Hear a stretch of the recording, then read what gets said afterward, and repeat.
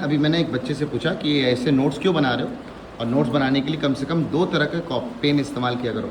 तो इसने कहा कि सर मैं घर पे जा कर के नोट्स पेयर बनाता हूँ। तो सुनेंगे बड़े गौर से, बिकॉज अब आप 10th क्लास में हो या 11th-12th में आते हो, आपके पास इतना वक्त नहीं होता है कि आप जा कर के नोट्स घर पे दोबारा बनाओ।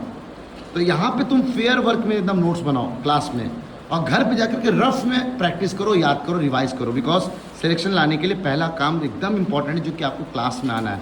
और क्लास में आने के बाद दूसरा काम है कि आपको नोट्स खुद से बनाना है, और तीसरा काम ये है कि आपको डेली नोट्स रिवाइज करनी है। तो आपको अपने लेवल में ये काम जरूर करना है। और उसके बाद एक चौथा काम होता है, वो डिपेंडिंग अपॉन आप किस कोचिंग में और आपको कौन से DPP मिल रहे हैं। हम लोग देते हैं बच्चों को DPT रोज़ाना, हर क्लास पे बेस्ड 15 से 20 सवाल। तो आपको उसके बाद जाकर के DPT सॉल्व करनी चाहिए।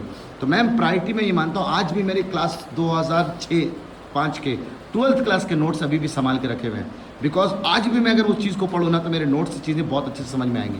दैट्स मैं बच्चों से कहता हूँ कि आप अपने क्लास नोट्स को इतना शानदार साफ बनाओ, और जो भी क्लास में सिखाया जा रहा है, जो भी क्लास में दिखाया जा रहा है, एक एक चीज़ उतारो। इनफैक्ट टीचर जब बच्चा बोलता है, आपको टीचर कुछ एडिशनल बातें सिखाता है, कुछ बोलता है, याद रखना है ऐसी बात, आप फट से उसको कॉपी पे लिख लो। इनफैक्ट मैं तो अपने इंट्रेंस से रिलेटेड जो भी बातें बताना होता है, मैं कॉपी में सबसे ऊपर लिखवा देता हूँ कि ध्यान रखना इंट्रेंस में ऐसा होगा तो ऐसा होगा। और आउट ऑफ सिलेबस के टॉपिक्स भी मार्क करा देता हूँ, देखो ये आउट ऑफ सिलेबस का टॉपिक है, ताकि आप बोर्ड्स की तैयारी भी कर रहे हो। Same notes is also for your boards. तो आप बोर्ड्स के लिए ये सब टॉपिक ना पढ़ो, इंट्रेंस के लिए ये सब चीज़ें पढ़ाई जा रही हैं आपको। तो आप भी ध्यान रखना, आपको अपने आप में कामयाब होना है, तो आपको अभी से आदत डालनी है आपको नोट्स बनाने की।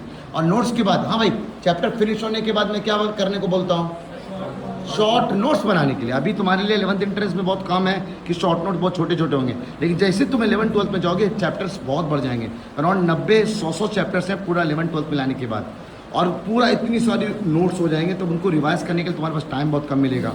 तो आपको शॉर्ट नोट्स बनाने की आदत डालनी है। ये शॉर्ट नोट्स का कॉन्सेप्ट हमने अपने 11th इंट्रेंस में रखा है और ये शॉर्ट नोट्स हमारे मॉड्यूल में डले हुए हैं। तो अगर आप शॉर्ट नोट्स खुद का नहीं बनाना चाहते हैं, आप मॉड्यूल में जाकर के शॉर्ट नोट्स देख सकते हैं। लेकिन मैं कहूँगा शॉर्ट नोट्स खुद का बनाओ, और कॉपी के जैसे चैप्टर एंड हो उसके लास्ट में बनाओ।